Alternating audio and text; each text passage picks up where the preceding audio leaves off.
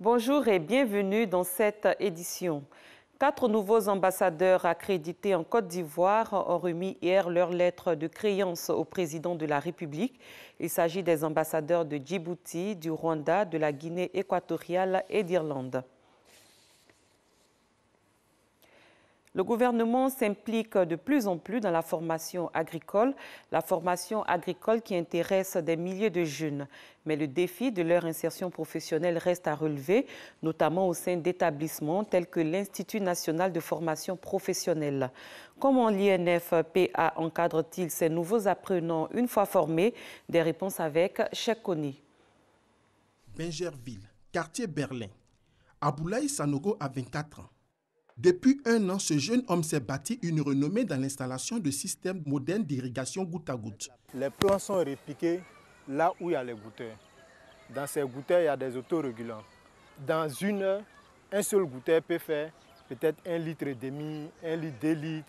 Installé à son propre compte, Aboulaye réalise en moyenne un chiffre d'affaires mensuel de 500 000 francs CFA. De quoi assurer son autonomie financière. Nous sommes arrivés en agriculture par le biais de l'INFPA, qui est l'Institut de formation professionnelle agricole en Côte d'Ivoire ici. Après la formation à l'INFPA, nous avons eu la chance de faire une formation en Israël, dans le domaine de l'agriculture bien sûr, ainsi que l'irrigation goutte à goutte. Après cette formation, vraiment j'ai vu l'intérêt de l'agriculture, j'ai vu l'importance de l'agriculture. J'ai préféré plutôt entreprendre dans le domaine de l'agriculture. À une centaine de kilomètres de là, dans la localité d'Aboisseau, nous retrouvons Émile Kouadio, directeur d'une coopérative de palmiers à huile, forte de 1400 membres. L'encadrement de ces plantations est le fait des coopératives, des sociétés coopératives. Et ces sociétés coopératives sont subventionnées par le FICA. Le FICA qui nous permet de recruter des encadreurs. Et ces encadreurs suivent par le conseil agricole tous nos planteurs. C'est des encadreurs issus des formations, des écoles de formation agricole. Voilà. Exemple, l'INFPA, d'où je sors. Comme Aboulaye, Émile a tronqué le compas et la calculatrice à l'université Félix Houphouët-Boigny d'Abidjan pour retourner à la terre. Un choix dont il en est fier, mais pas seulement. La formation agricole en Côte d'Ivoire aujourd'hui est en deçà de la valeur que porte l'agriculture, même pour la Côte d'Ivoire, parce que le succès de ce pays repose sur l'agriculture. Il y a quelques écoles qui forment des étudiants pour l'agriculture, mais ce n'est pas un grand nombre. Les exemples d'Aboulaye et Émile sont la parfaite illustration du nouveau visage de la formation agricole en Côte d'Ivoire, orientée vers l'auto-emploi. En effet, pendant des décennies, cette formation a été un élément clé du développement agricole et agro-industriel du pays. Mais les mutations socio-économiques ont fortement impacté ce dynamisme. La preuve, les effectifs des écoles de formation agricole ne concernent à ce jour que 0,1% des apprenants de l'ensemble du système d'enseignement technique et professionnel estimé à plus de 70 000 apprenants. Et pourtant, l'agriculture occupe les 2/3 de la population active et contribue à plus de 22% de la richesse nationale. Pour pallier ce déficit, en 1997, l'État de Côte d'Ivoire crée l'Institut de formation professionnelle agricole, INFPA, une fusion de 10 écoles dédiées à l'agriculture. Depuis, l'institution a formé plus de 20 000 professionnels, mais reste très peu connue du grand public. Ce matin, la direction organise une réunion d'urgence, objectif, accroître la visibilité des offres pédagogiques. L'Institut a longtemps été orienté vers la formation des fonctionnaires, de sorte que tous ceux qui sortent de notre institut s'orientant vers la fonction publique. Aujourd'hui, nous sommes plus orientés vers le grand public et dans ces conditions-là, il faut effectivement que nous ayons une meilleure visibilité. Avec l'avancée des TIC, il est difficile, pour ne pas dire il est inconcevable, d'envisager une visibilité, surtout à l'endroit des publics jeunes, sans véritablement utiliser la connexion Internet et tout ce que cela accompagne comme services et prestations. Stratégie payante. Ces dernières années, l'engouement pour le concours de recrutement est total. Plus de 25 000 candidats pour 800 places de disponibles. Seulement voilà, l'insertion professionnelle de ces diplômés reste un défi majeur. En 2015, moins de 40% d'étudiants ont pu être insérés. Vous êtes formé pour faire quelque chose, mais pour mettre cette activité en œuvre, vous avez souvent besoin de financement. Vous avez souvent besoin de terres. Vous avez souvent besoin de fonds de roulement, etc.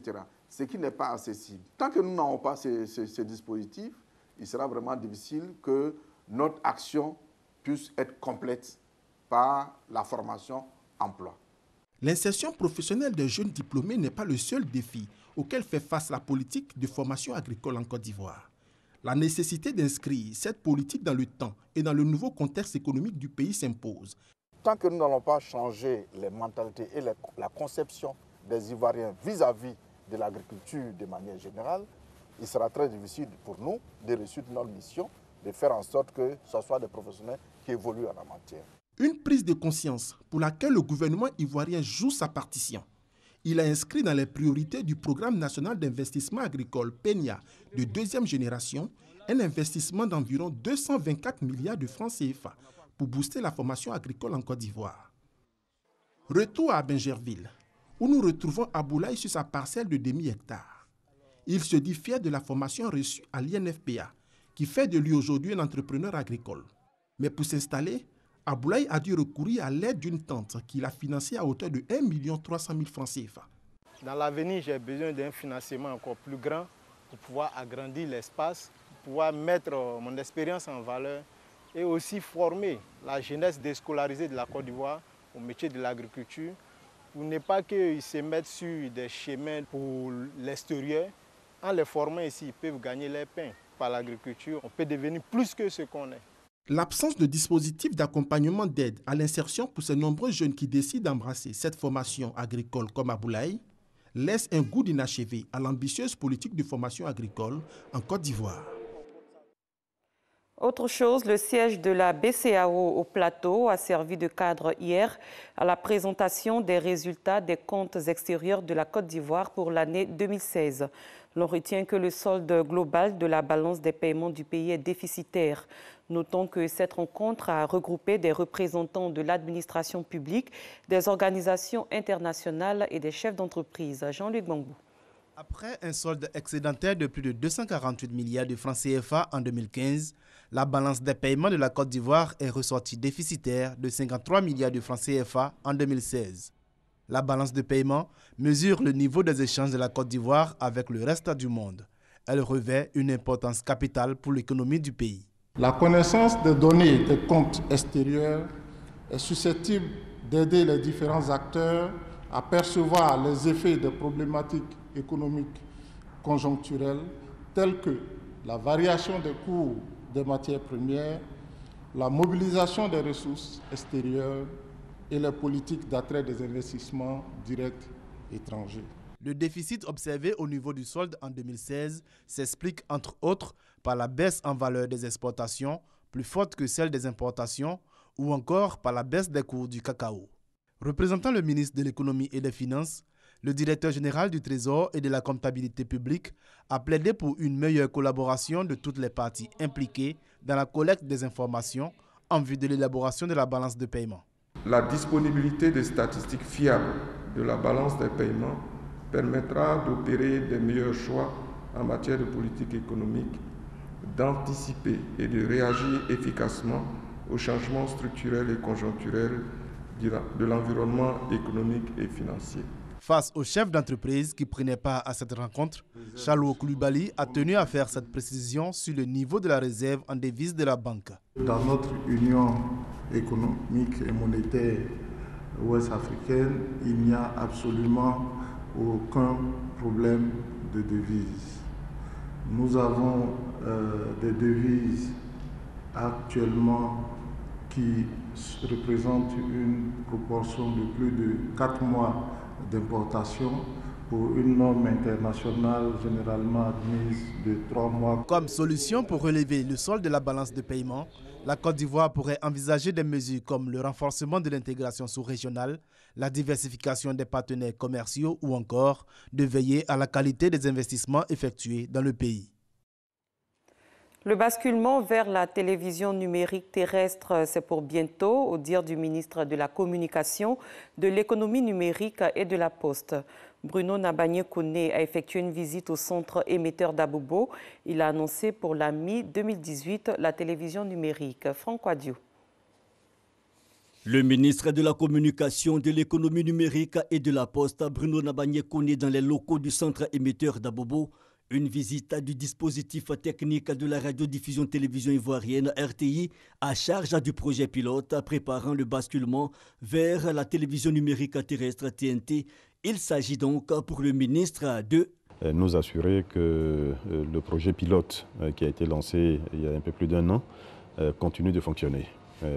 Apparemment c'est le cas, tous les équipements sont là.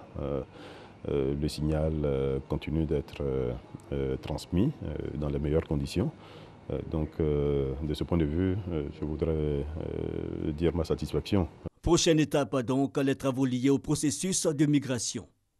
Nous sommes actuellement dans la dernière ligne droite pour démarrer les travaux du projet dans son entièreté. Donc, le projet qui va couvrir la totalité du territoire national.